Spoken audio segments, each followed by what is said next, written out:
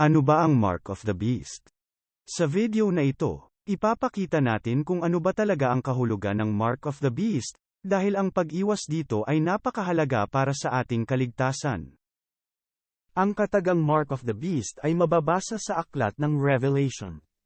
He causes all, both small and great, rich and poor, free and slave, to receive a mark in their right hand or in their foreheads, and that no one may buy or sell except one who has the mark or the name of the beast, or the number of his name.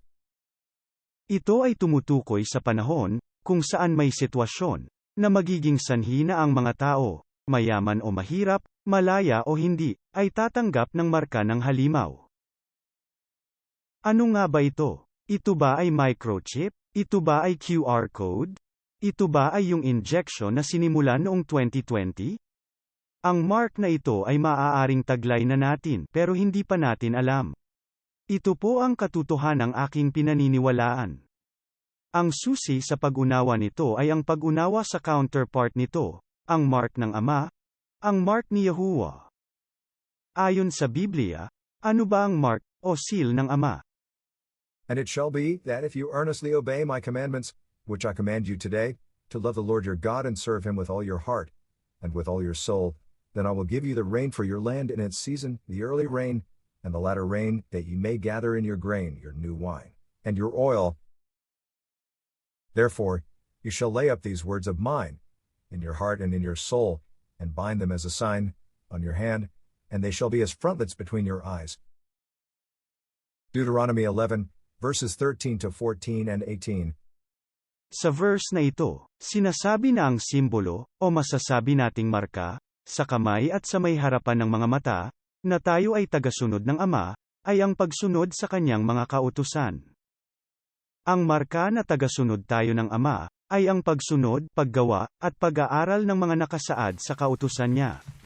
Na ang kautusan niya ang laging nasa ating isipan. Ito ay bilang tanda rin ng ating pagmamahal sa kanya. Kapalit nito, tayo ay gagantimpalaan niya ng kasaganahan. At kung susuriin ang kasunod na verse na ito, bibigyan din niya tayo ng proteksyon, o kaya ay hindi tayo mapapabilang sa mga mapaparusahan. Do not harm the earth, the sea, or the trees, till we have sealed the servants of our God on their foreheads. Revelation 7 verse 3.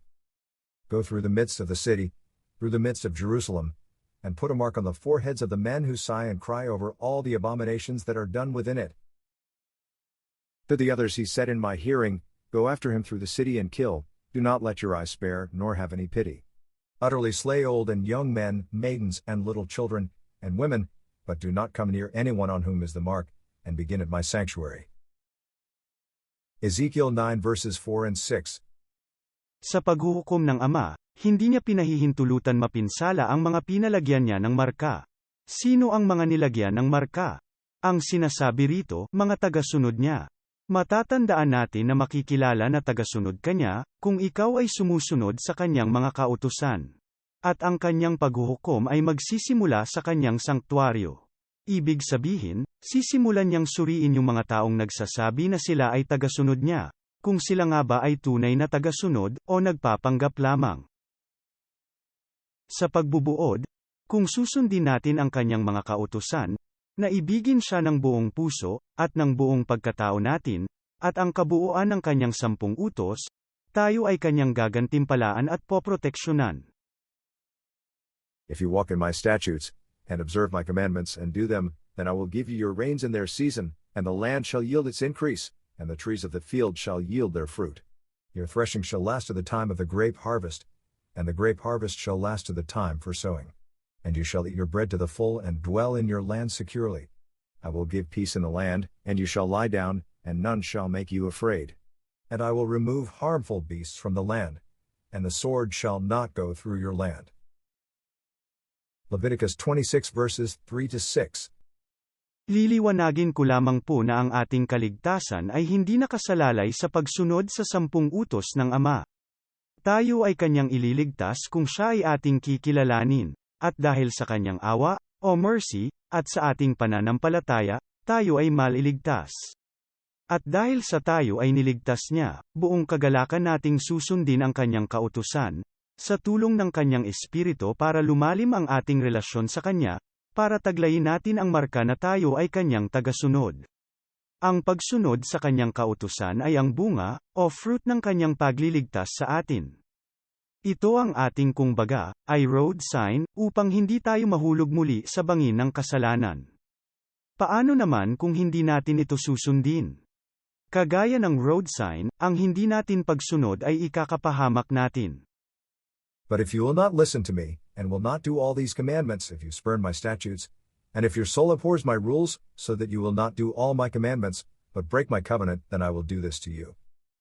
I will visit you with panic, with wasting disease and fever that consume the eyes and make the heart ache. And you shall sow your seed in vain, for your enemies shall eat it. I will set my face against you, and you shall be struck down before your enemies. Those who hate you shall rule over you, and you shall flee when none pursues you. And I will let loose the wild beasts against you, which shall bereave you of your children and destroy your livestock and make you few in number, so that your roads shall be deserted. Leviticus 26 verses 14 to 17, and 22. Sinasabi rito, na kung hindi tayo makikinig at susunod sa mga kautusan ng Ama, aalisin niya ang proteksyon niya at basbas sa atin at tayo ay mapapahamak. Tayo ay ipapaubaya niya sa kaaway. Hindi ba, katulad rin ito ang sinasabi sa mga taong tumanggap o tatanggap ng marka ng halimaw? If anyone worships the beast and his image, and receives his mark on his forehead, or on his hand, he himself shall also drink of the wine of the wrath of God, which is poured out full strength, into the cup of his indignation. Revelation 14 verses 9 to 11.